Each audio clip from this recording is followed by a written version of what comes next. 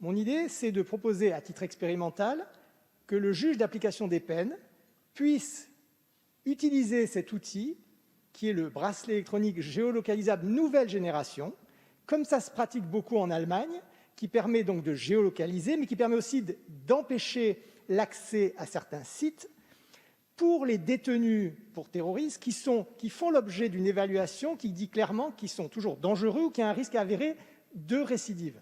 Il nous semble que l'adoption de cet amendement aurait pour effet de générer une confusion entre les mesures administratives et les mesures judiciaires. Et c'est la raison pour laquelle je suis défavorable. Cet amendement introduit une mesure de surveillance et de contrôle sans lien avec la finalité de réinsertion de la mesure judiciaire.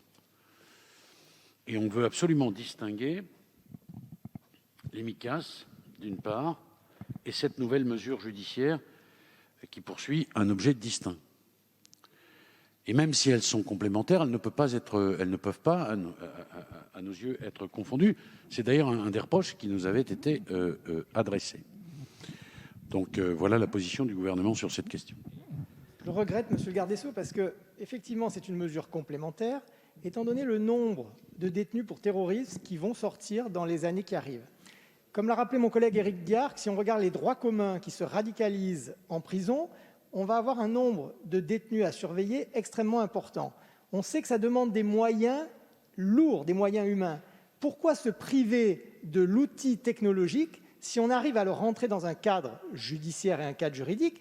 Je rappelle l'Allemagne, pays qui est autant attaché que nous aux libertés fondamentales, pays démocratique, utilise depuis plusieurs années cet outil dans un cadre légal.